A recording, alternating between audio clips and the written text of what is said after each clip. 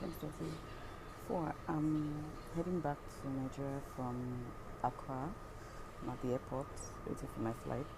I do not see the plane in sight, so I'll just take the fact that he said the what's called is on time as gospel.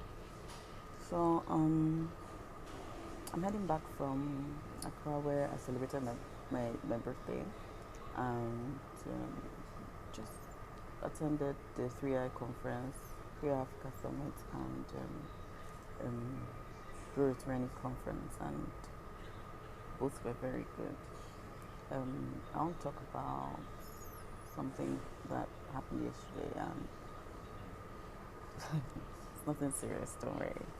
But it was on my mind because I had already said that I was going to do a recording for mental health week, mental health month rather, and well, so the thing about it is, at the conference yesterday, Riverine conference, there was this psychiatrist that came, and she talked about how stuff I've heard before from Chineye, right? That how mental health is how mental health is like physical health, and then you can fall ill and get better again. And there was a question around also, if you feel like you need to talk to someone or you want to see someone for your mental illness or mental health issue, because people are very averse to saying mental illness, right? When referring to themselves. How do you go about it? And the babe was like, oh, that you should come straight to the psychiatrist at the psychiatry hospital. And I'm very aware about the stigma and just the feeling of, oh, it has come to this when I'm going to see a psychiatrist in a psychiatrist hospital, psychiatry hospital. So I thought I was dropping my 2 cents on that. I didn't want to shock anybody at the conference. One lady stood up and commented about her going jaywalking and feeling better now, and I'm like, go girl. What I thought was interesting was that would have been a good place to comment. Anyways, I'm commenting here. So the thing about it is, like I said, it's an illness. You get sick and you get better, right? There are ways to manage the stresses and stressors that people experience when they are mentally ill. I had my first bout with panic attacks, which stemmed from stress in 2015, and I didn't even know what it was. I just knew that I couldn't breathe, but I was breathing, but I was saying I couldn't breathe. So my brain wasn't registering that I was breathing. And for some reason, I knew that I was here breathing, because that whole ordeal was more than 10 minutes long. So I knew I was breathing. And then I went to the bathroom. Crazy stuff. I went to the bathroom to sort of release, so that maybe something was stuck somewhere, stretch out and, unhook things. And I just realized that I kept doing, the more I was confined, the more I started freaking out. And so I went outside to the back. Instead of asking for help, I went outside to the back like, okay, there's something going on with me. Figure it out first before, so you can communicate it. But in that kind of situation, if you ever have a feeling that you can't breathe, or your brain is telling you can't breathe, but you're breathing, right? Just ask for help to go to the hospital. So I was at the back panicking because it was a panic attack. I was at the back of the office panicking, just crying and freaking out. And then the facility manager came and he was saying hi. I was like, God, my colleague, I can't breathe. So thankfully the hospital was like right next door, right? And then, I get a fast forward, I get to the hospital, they nebulize me, and after a while, doctor's like, can you breathe? I'm like, yeah. He's like, okay, we need to talk. And I'm like, okay. It's like, so what's going on? I'm like, about, he goes, oh, that's, this thing is actually more in your mind than physical, so we need to talk about what's going on with you. And this is a normal doctor, it's a regular MD, right? And he was like, oh, started checking out the boxes. Okay, what's up at work? I'm like, well, I'm stressed out. And that month, I remember it was April 2015. I remember that I had just done a record-breaking sales for the company I worked at, and I practically worked alone, me and my boss, and it was super stressful. It was stressful, obviously. So, I said, well, that work is a bit stressful. He was like, okay, how about your relationship? Do you have a boyfriend? I was like, yeah. Is there anything going on there? I'm like, no, there's nothing going on. He's like, okay, what else is going on in your life? So just checking all the boxes to make sure that I can sort of, even if he had to make a reference to a referral rather to the hospital, that he had something to work with, and that I was aware of, what was going on. Fast forward to 2021, 22, 21, 22, 22, right? Oh, fast forward to 2022. I'm in Sycamore now. I'm doing my thing, and then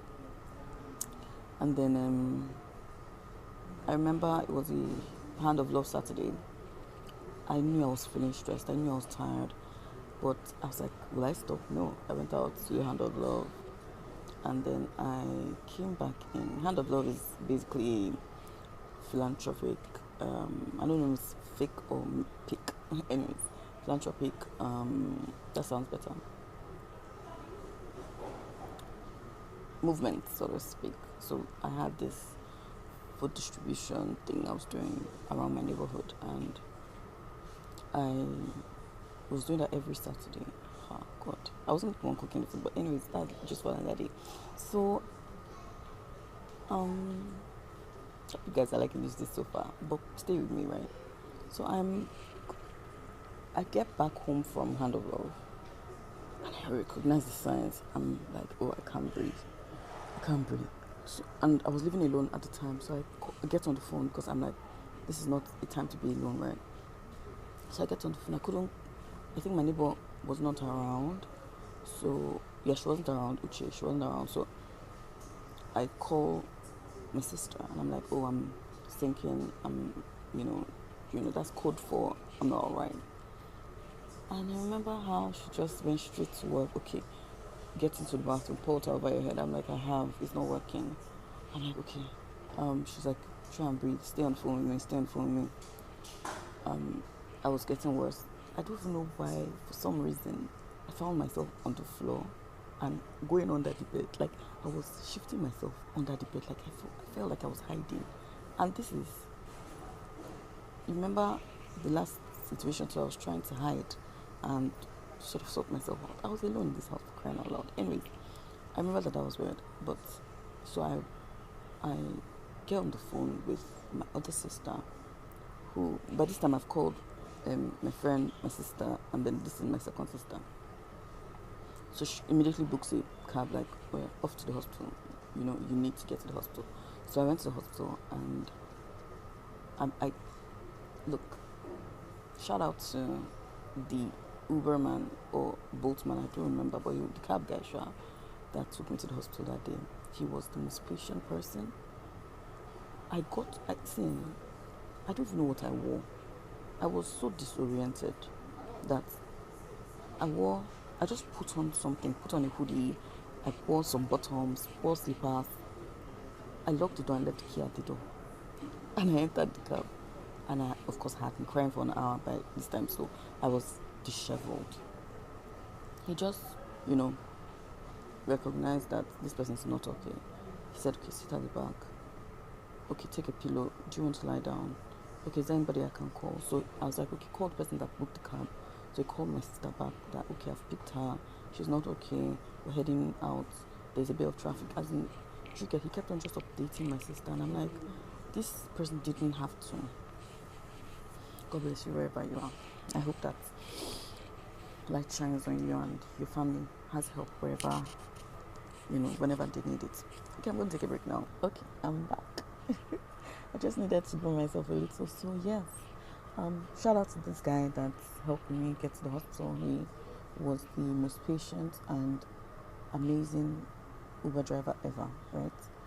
So I got to the hospital and they're like, okay, by this time, because it's been an hour again after I've been picked up and get to the hospital, I know that it's not malaria or typhoid, so don't check my temperature, just get me through to a doctor. And this is the same hospital that I went to, but unfortunately that doctor had left, right? Nigeria. So I get to the the nurse's bay, and they're like, oh, do you want to check my temperature and everything? I'm like, I can't breathe, right?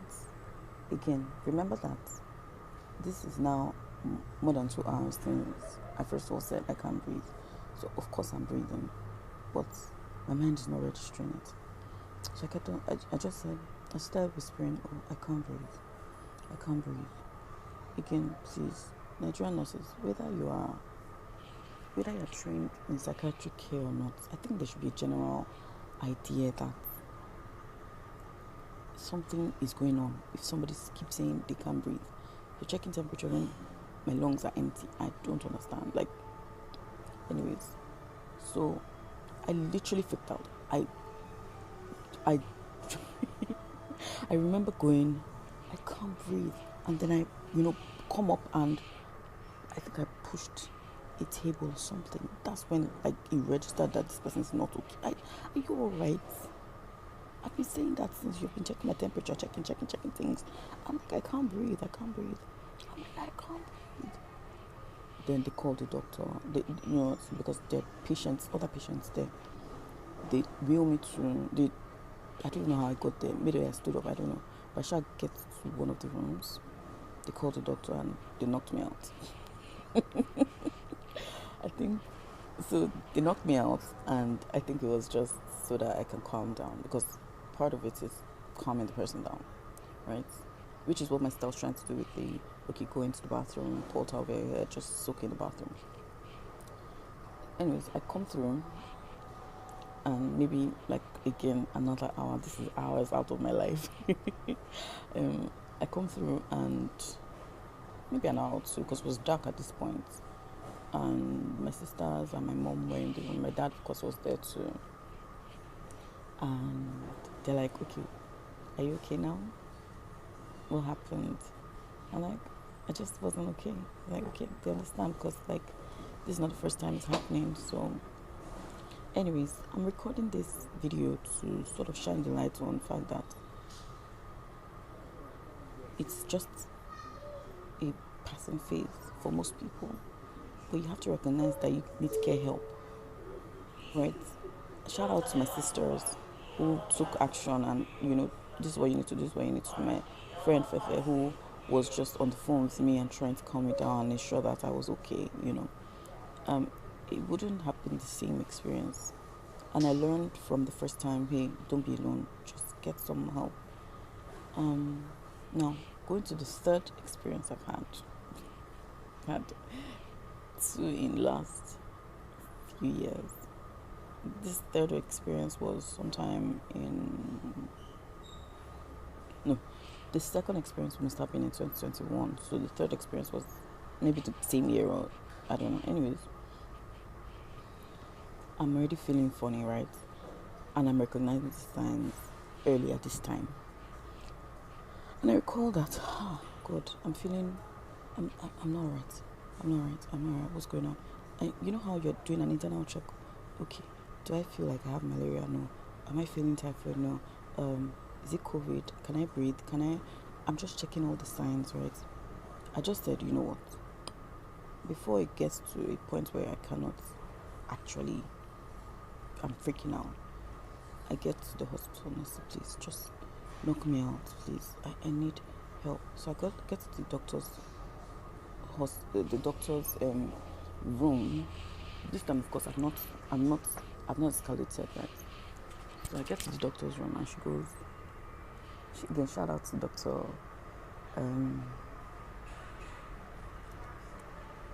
I'll remember her name. She turns out to be my family friend, so I'm trying not to pronounce her name wrong. Anyways, she's not my family friend, she's my family actually. Anyways, long stories. I then go to her office and I'm telling, she's like, okay, so tell me what's going on. Shout out to all the patient doctors on earth. Like, you guys are rocking it, because I've experienced some really impatient doctors and I understand people's fear for actually going to the hospital to go and say, oh, I think I can't breathe, kind of thing. So I went to her, said, oh, that I'm shaking my legs. She's recognizing signs that, okay, this is not an internal thing, right? It's not internal medicine, and her profession, what's called was internal medicine. Okay, so I get to the point where I'm crying already, because I'm like, I can't put it to words. I can't put how I'm feeling to words. So she said, okay, you know what? Would I be open to doing a survey? Am I present? Because at this point I was crying. She said, okay, calm down. Breathe. Would I be open to doing a survey? I'm like, yeah. So I get to. She brings this shit that she just wants to check things off the list to ensure that she can refer me correctly. Turns out I was anxious. The Bible says be anxious for nothing. So my internal Christian and my need for actually getting help with fighting at this point, I can't be anxious. I don't have an anxiety. Anyways, so she says, oh, I have to see someone. Would I be open to seeing a psychiatrist? I'm like, of course, yes. Now, this, of course, yes, comes from a place of I am a trained psychologist. That's what I studied in school. I haven't practiced clinical psychology or anything, but I understand the need to be open to getting help, especially mental health, and what's called. There's a lot of awareness, but again, hey. So I say yes, and she recommends me to see someone. I don't know if I was around that day. Anyways, I started seeing him, and I saw him for a while, and we worked through something. Again, I'm sharing this story not because I want to air myself, but because I have experienced what it means to be. A lot of people think, okay, the only mental illness is madness, which is actually schizophrenia, right? Or you'll have Alzheimer's disease, or you have some sort of anything, right, that comes with old age. But you see how the progression went, where the first time I didn't know what it was. The second time I sort of recognized the signs earlier, and the third time, before it was like asthma. Before it came on, I was able to just get to the hospital on time before I had a full-on panic attack.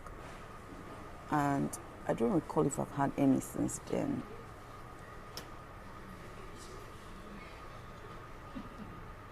Well, again, these three experiences are what I would stop at to just help you understand that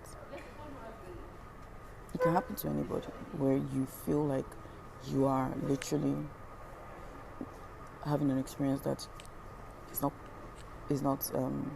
popular, is not familiar, and people around you may not be able to relate. But more importantly, I think that beyond getting to a psychiatric hospital, because I understand that, it can be stigmatizing, blah blah blah. You see, your health of what people say is the question I'll ask.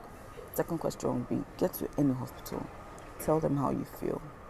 Hopefully you're going to a good hospital. They should be able to refer you, or at least give you something to calm down in the immediate, because it's still, psychiatrists are just mental health doctors that give medicine. So you can talk to another doctor who should be able to help you. With these few points of mine, I think that I've contributed my quota to the conversation on mental health, and I hope that this helps someone.